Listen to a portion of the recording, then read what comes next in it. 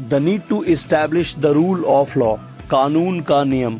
सो law क्या है, what is law, what is act, ये सारी चीजें हम समझने वाले हैं। इसके साथ ब्रिटिश ने हमारे देश के अंदर कौन से लॉज, कौन से एक्ट्स बनाए थे, उसके बारे में भी हम समझेंगे। साथ ही हम ये भी जानेंगे कि ब्रिटिश ने कौन से एक्ट्स बनाए थे, कौन से लॉ बनाए थे जो हमारे इंडियंस को यूरोपियन से डिस्क्रिमिनेट करते थे। मतलब ब्रिटिश के कुछ ऐसे भी कानून थे जो हम इंडियंस को बराबर अधिकार नहीं देते थे, वो सिर्फ नाम के कानून थे। यूरोपियंस को उतना पनिशमेंट नहीं मिलता था जितना इंडियंस को मिलता था। चलिए स्टार्ट करते हैं रूल ऑफ लॉ। सबसे पहली चीज़ आप जानते हैं लेजिस्लेचर, एग्जीक्यूटिव, जुडिशियरी। लेजिस्लेटिव भी कह सकते हैं, लेजिस्लेटिव असेंबली भी कह सकते हैं। लेजिस्लेचर का मेन फंक्शन होता है लॉ मेकिंग। वैसे तो बहुत सारे फंक्शन होते हैं लेजिस्लेचर के, पार्लियामेंट के, या फिर लेजिस्लेटिव असेंबलीज जो हमारे स्टेट्स में हैं। बेसिकली जो लेजिस्लेचर का फंक्शन होता है वो होता है लॉ मेकिंग। एग्जीक्यूटिव का जो लॉज लेजिस्लेचर बनाती है उसी लॉज को इम्प्लीमेंट करना, जैसे जीएसटी आया, जीएसटी को इम्प्लीमेंट करना। इसके बाद है एग्जीक्यूटिव। एग्जीक्यूटिव का क्या फंक्शन होता है, लॉ को एग्जीक्यूट करना, इम्प्लीमेंट करना। और अगर कोई उस लॉ को नहीं मानता, नहीं फॉलो करता, तब फंक्शन आता है जुडिशियरी का। और judiciary punishes the person who defies the law. जो कानून को नहीं मानता उसको जुडिशियरी क्या करती है, पनिश करती है। ये फंक्शन है लेजिस्लेचर, एग्जीक्यूटिव और जुडिशियरी का। अब हम बात करेंगे इक्वालिटी की। आपको पता ही है कि all people are equal in India, all people have been given equality. ये जो इक्वालिटी है ये कैसे मिलती है हमें, इंडिया के अंदर कौन सा ऐसा आर्टिकल है, क्या कानून है, क्या प्रोविज़न है जो हमें इक्वल बनाता है। तो हमारे देश के अंदर आर्टिकल 14 है जो हम सबको इक्वल बनाता है।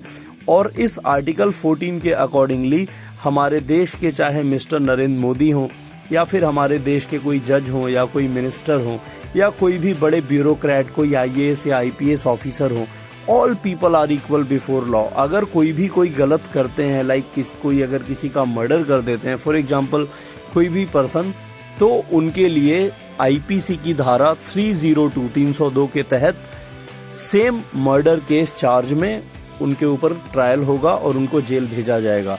चाहे कोई भी हो हमारे देश में, all people are equal before law. और आर्टिकल 14 हमें देता है इक्वालिटी। आर्टिकल 14 जो है, this is very much important for all of the people in India, because under this article all people are given equality. We are talking about article 14। आप याद कर लो अच्छे से, मैं आपको बार बार इसीलिए बता रहा हूँ।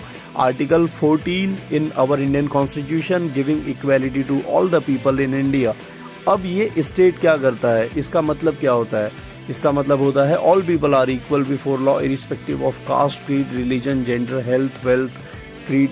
कोई भी व्यक्ति किसी भी धर्म से आता हो, किसी भी जाति से आता हो, चाहे वो गरीब हो, अमीर हो, चाहे वो पुरुष हो, महिला हो, चाहे वो बीमार हो या स्वस्थ हो, या वो ट्राइब भी हो, कोई भी हो, सभी लोग कानून की नज़र में बराबर हैं। सभी के लिए कानून बराबर है और सभी के लिए जो हमारे आर्टिकल्स हैं कॉन्स्टिट्यूशन के वो सब इक्वल हैं। चाहे वो एक चोर हो, एक थीफ हो, या फिर एक मिनिस्टर हो, all people are equal before law. यहाँ पे मैंने लिखा हुआ है अ मिनिस्टर और a vendor all are equal before law. चाहे वो एक सब्जी बेचने वाला हो, पेपर बेचने वाला हो, या फिर वो एक मिनिस्टर हो, all people are always equal in India, all people are treated equally by the law. Constitution of India, constitution of India जो है इसी को बेस बना के हमने रूल ऑफ लॉ इस्टेब्लिश किया है।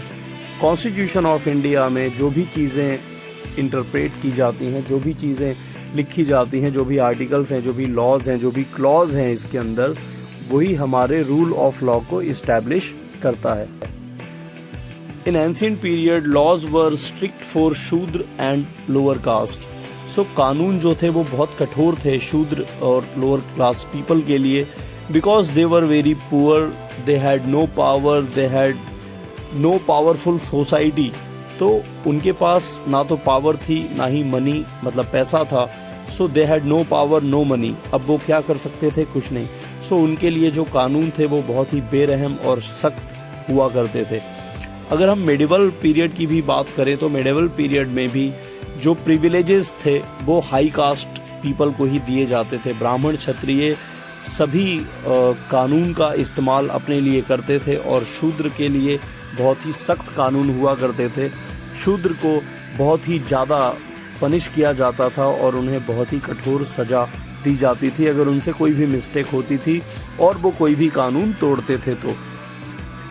अब इंडिया में आते हैं ब्रिटिश ने भी एक रूल ऑफ लॉ इस्टेब्लिश किया था। वैसे तो इनका भी यूनिफॉर्म सिविल लॉ था, बट टेक्निकली ये जो ब्रिटिश का कानून था वो सबके लिए बराबर नहीं था। ब्रिटिश भी वही चीज़ें करते थे जो कमज़ोर तबके के लोग होते थे, जो लोअर क्लास पीपल थे, जो लेस पावरफुल थे, लेस प्रिविलेज थे।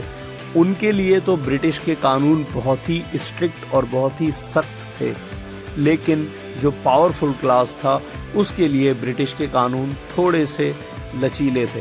अब यहाँ पे दो मेजर प्रॉब्लम्स ब्रिटिश रूल में दिखी थी, मतलब दो बहुत ही मेजर प्रॉब्लम्स ब्रिटिश की थी जो उनके कानून व्यवस्था को खराब बनाती थी।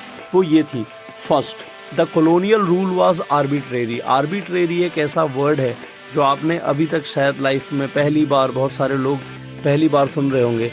आर्बिट्रेरी का मतलब क्या होता है? आर्बिट्रेरी का मतलब होता है एक निरंकुश, डिस्पोटिक। मतलब ब्रिटिश जो भी करना चाहता था कर सकता था। वो किसी भी तरह का कानून, किसी भी तरह का एक्ट ला देता था। वो लोगों की उसको कोई चिंता नहीं थी और वो ये भी नहीं सोचता था कि इसका इम्पैक्ट लोगों की लाइफ के ऊपर क्या पड़ेगा।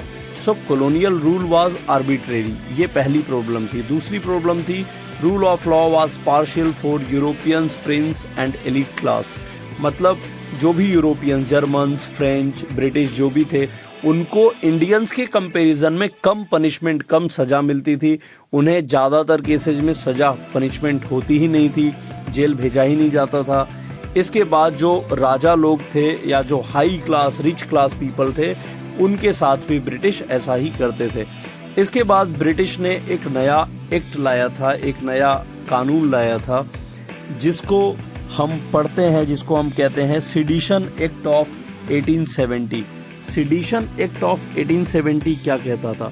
सेडिशन एक्ट ऑफ 1870 कहता था कि अगर आपने ब्रिटिश के खिलाफ प्रोटेस्ट किया या ब्रिटिश को आपने क्रिटिसाइज किया तो आपको सीधे जेल में डाल दिया जाएगा। एक और एक्ट था जो ब्रिटिश ने पास किया था, जो डिस्क्रिमिनेशन दिखाता था लोगों के प्रति। सो वो था आर्म्स एक्ट 1878। इस आर्म्स एक्ट 1878 में क्या था कि Indians were not allowed to carry, manufacture arms without licence. मतलब आप बिना लाइसेंस के ना ही तो कोई भी आर्म्स लाइक गन्स, बंदूक, तो कोई भी आर्म्स को आप ना ही तो मैन्युफैक्चर बना सकते थे और ना ही उसको कैरी कर सकते थे। सो ये सारी चीज़ें क्यों की थी ब्रिटिश ने? क्योंकि लोग ब्रिटिश के खिलाफ आवाज़ उठा रहे थे, लोग ब्रिटिश के ऑफिसर्स को मार रहे थे। सो ब्रिटिश यही चाहता था कि आर्म्स एक्ट ला दिया जाए और ये जो वेपन्स लोग कैरी करते हैं, मैन्युफैक्चरिंग करते हैं, उसको रोका जा सके।